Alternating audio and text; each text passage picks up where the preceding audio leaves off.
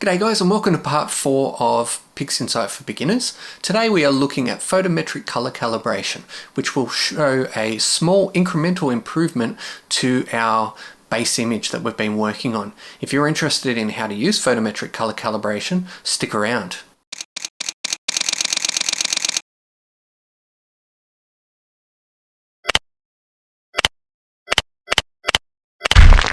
G'day guys, it's Paul from Paulyman Astro, and as I said, this is part 4 of PixInsight for beginners. Today we are going to slot in a new process between dynamic crop and where we do our final stretch, and it is called photometric color calibration.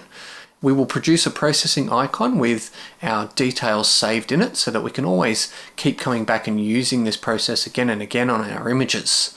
So let's jump into PixInsight.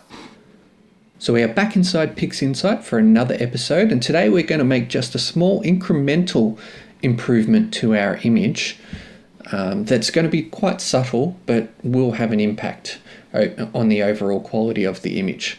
As a refresher of where we've been, so this is our image as it comes straight out of Deep Sky Stacker with a screen transfer function applied to it so we can see it.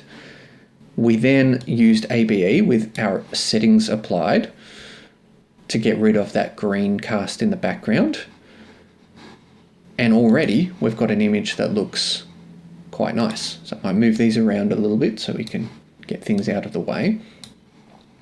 Then we used dynamic crop to crop out the artifacts around the edges from stacking. And I'm fairly minimal with my cropping at this point. I just want to go far enough so that I can get rid of those edges and maybe this bright star on the corner here. So I'll do this quite quickly. So fairly minimal cropping around the edges. And then we learned how to transfer this stretch to histogram transformation to do it permanently. And in the second video, we learned how to do histogram transformation manually so that we could produce a nice image at the end. Today, our incremental change is actually going to happen between dynamic crop and the histogram transformation. So I haven't stretched things yet. So I'm going to move this processing icon up a little bit because we're going to add another one to our processing icon set. And the process we're going to use is called Photometric Colour Calibration, just here.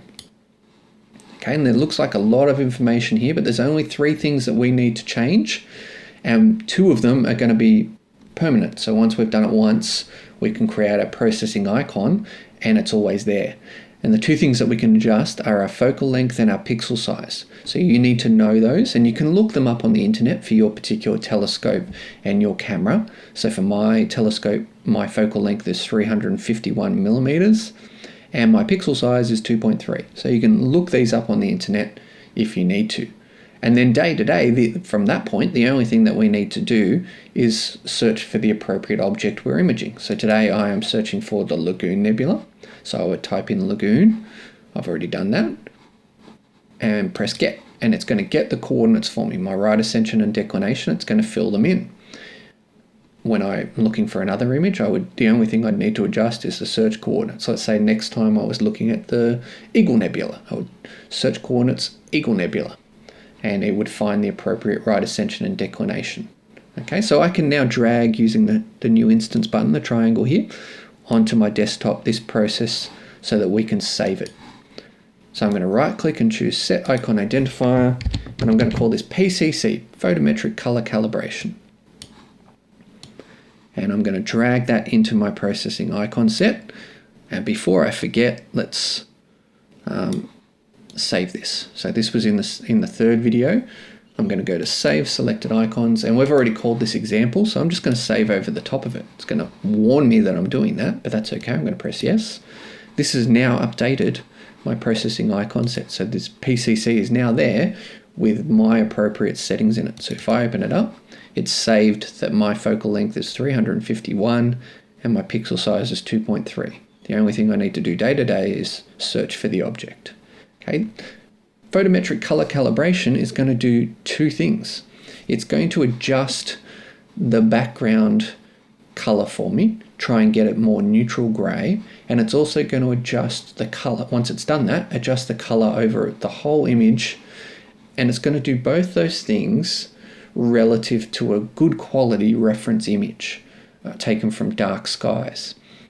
Because at the moment my image, it might be hard to see on YouTube, but my image actually has, even though ABE has done a good job of getting rid of the green background, the green gradient, in the background noise there's still quite a green cast with some magenta as well. It might be hard to see on YouTube, but it is most definitely there, and you'll probably see it on your images as well, that there is a slight cast still on the background that we want to get rid of.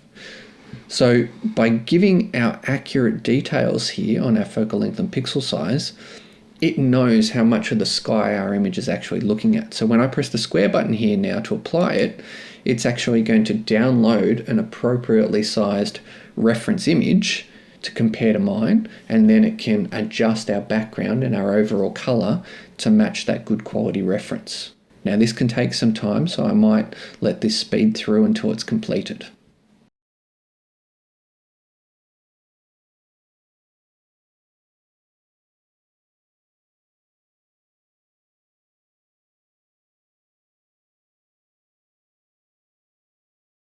So PCC is done. To be honest, I never even really look at this section here. I just close it down.